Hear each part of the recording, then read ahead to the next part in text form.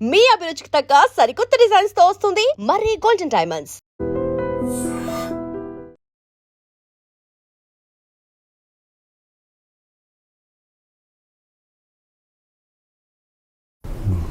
మీరు హాస్పిటల్లో ఉన్నప్పుడు శంకర్ గౌడ్ అనే వ్యక్తి మీకు కిడ్నీ ఇద్దామని 13 రోజులు తిరిగాడంట. మీకు అది ఏంటి అది ఆ ఇన్సిడెంట్? సరే, దేవుడు అన్నాడు. ఇప్పుడు ఫిలింనగర్లో ఎక్కడైతే బాటా షాప్ ఉందో మా ఎఫ్ఎన్సిసి దగ్గరలో అక్కడ అమృతం జరిగేది. గంగరాజు గారు మంచి హిట్ సీరియల్ అది. నాకు ఒక వ్యక్తి జెన్యూన్గా కష్టపడుతున్నాడు అంటే నేను ఇంకేం చూడను. వాడు పడే కష్టం జెన్యూన్ అనిపిస్తే సరిపోద్దండి నాకు. నేను, ఝాన్సీ గారు, గుండె హనుమంతరావు గారు అందరం షూటింగ్ చేస్తున్నాం.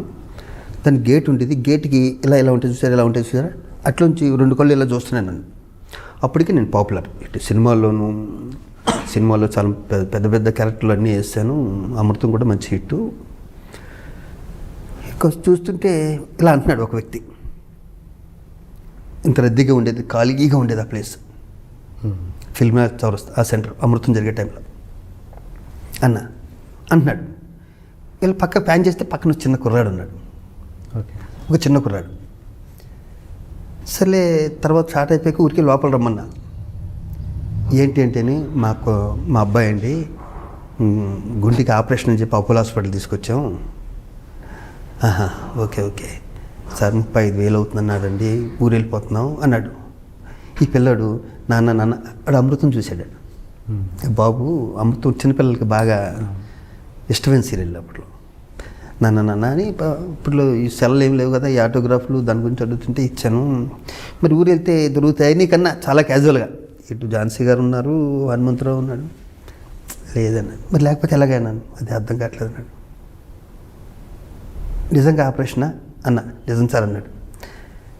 నాకు గంగరాజు గారి మిస్సెస్ నాకు రోజుకు 10,000 అండి అప్పుడు అమృతానికి. నెలకోసారి ఇచ్చేవారు. గంగరాజు గారు మిస్సెస్ చెక్కు అంతకుముందే ఇచ్చారు నాకు. నేను 35,000 ఇస్తే బతుకుతాడే ఇతను అన్నా. బతుకుతాడు అన్నాడు. నేను ఇస్తాను ఈ 30,000 అనగానే వచ్చేయి ఇలా పడింది. హనుమంతరావు చేయి.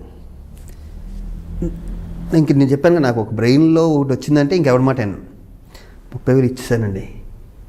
35,000 మా అసిస్టెంట్కి ఏదో ఫోన్ చేసి మొత్తం డ్రా చేసేది. అతనికైతే 35,000 అందజేశాను వితిన్ 1-2 అవర్స్లోనే. అతను వెళ్ళిపోయాడు.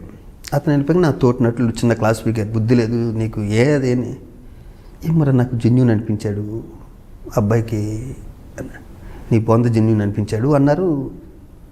లేడండి, మళ్ళీ రాలే. 2 నెలలు అయిపోయింది, 3 నెలలు అయిపోయింది, ఆ వ్యక్తి కనిపించలేదు.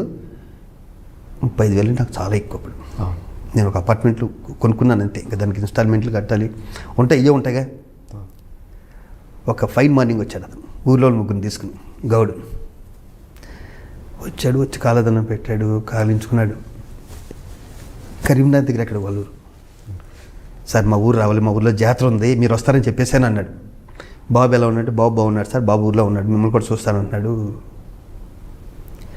సరే షూటింగ్ చేసాం. కరీంనగర్ కారు వేసుకుని కరీంనగర్ బయలుదేరాం. కరీంనగర్ దగ్గర ఊరు, మీరు చెప్తే నమ్మరు.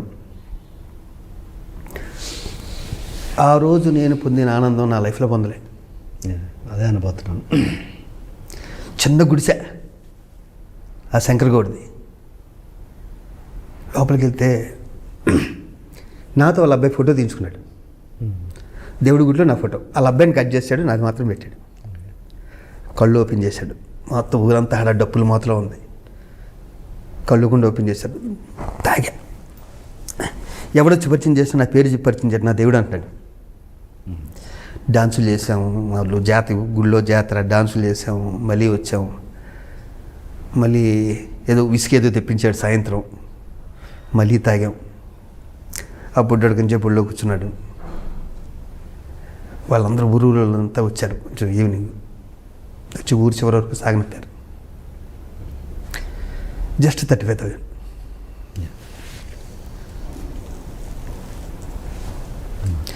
ఆ వ్యక్తి కిడ్నీ నాకు యాక్సిడెంట్ అయింది తెలిసి కిడ్నీ ప్రాబ్లం వచ్చిందని ఎవరో చెప్తే తెలియకుండా చదువులేదు కాబట్టి మా సార్కి నేను కిడ్నీ ఇస్తాను అని ఆ 13 రోజులు అక్కడే ఉన్నాడు.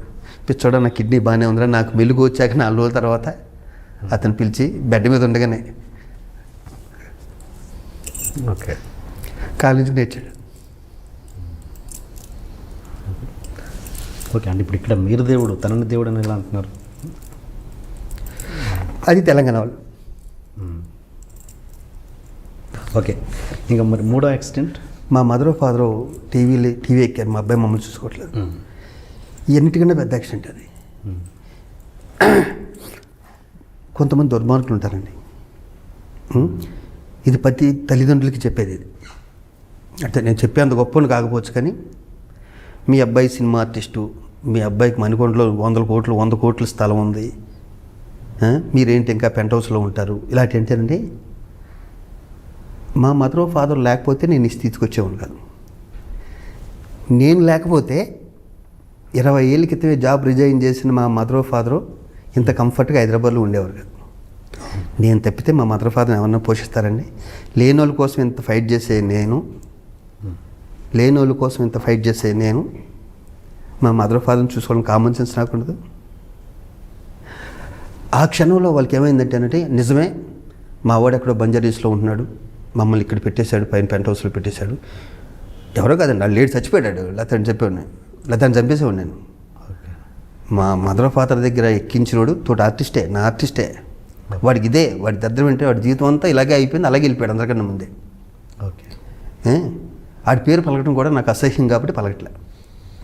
వెళ్ళండి, వాళ్ళు బుర్రలో ఉన్న విషయం పూసాడండి. దానికి తోడు నా దగ్గర ఉన్న దరిద్రం ఏంటంటే అండి, మా చుట్టాలు ఏదైనా పెళ్ళి ఉందనుకోండి, నేను త్వరగా వెళ్ళాను సార్, కలవరు. ఎందుకంటే చిన్నప్పటి నుంచి హైదరాబాద్లో ఉన్నాను, ఇక్కడి నుంచి నేను భీమవరం ఇంకో చోటకి వెళ్ళి పెళ్ళికి వెళ్ళాను.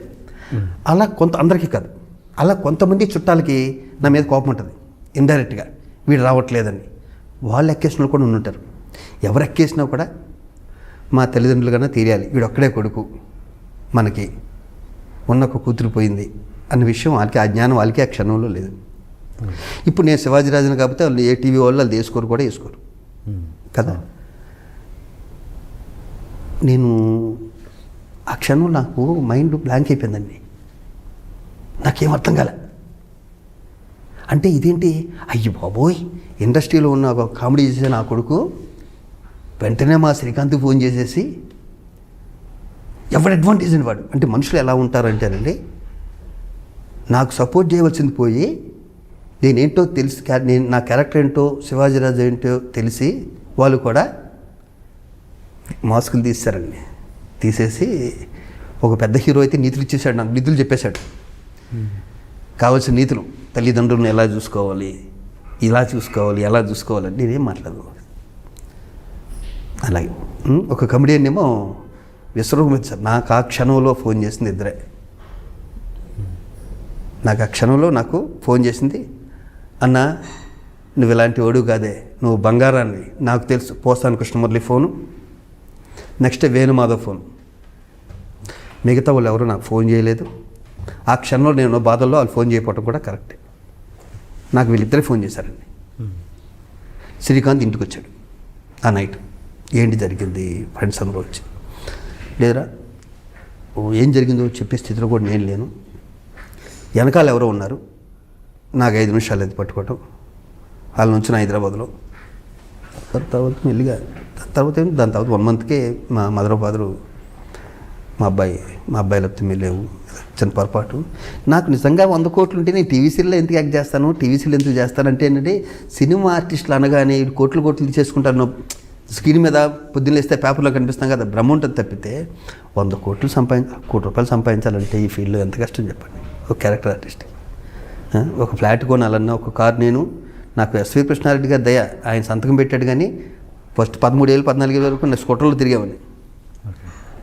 నా వెనకాల కారు మీద కూడా కృష్ణారెడ్డి గారు, అచ్చిరెడ్డి గారు, కిషోర్ రెడ్డి అని ఉండేదండి నా కారు మీద. వాళ్ళు ఫస్ట్ పేర్లు వేసుకున్నాను, ఎందుకంటే కారు కొను, నేను ఉన్నాను కదా, నీకు ఎందుకు, నేను బిజీ కదా, నేను సినిమాలు ఇస్తాను కదా అంటే, ఏమో సార్ నాకు అప్పుంటే భయం అండి, నాకు అప్పుంటే చాలా భయం. ఇప్పటికైనా సరే సెల్ ఫోన్ బిల్లు ఈరోజు లాస్ట్ ఇలా అంటే నిన్న కట్టేస్తాను, లేదా అయిపోయాడు మేనేజర్. అవును, లేదు నేను అప్పట్లో ఇన్ని బ్యాంకులు లేవు కదా, ఆడెవడు ఇచ్చేవాడు అక్కడ సికింద్రాబాద్లోను. ఆయనే కృష్ణారెడ్డి గారే వచ్చి సంతకం పెట్టి లోనుకు నేను గ్యారెంటీ సంతకం పెట్టాక ఫస్ట్ కారు కొన్నా. ఓకే, ఇప్పుడు యాక్సిడెంట్ అంటే ఇదేనా మీరు అన్నది? ఇదే యాక్సిడెంట్. దీనికన్నా యాక్సిడెంట్ లైఫ్లో ఇది యాక్సిడెంట్ అంటే ఒంటికి దెబ్బలు తెలియదు కదా, లోపల గాయాలు కూడా దెబ్బలే, అది కూడా యాక్సిడెంటే.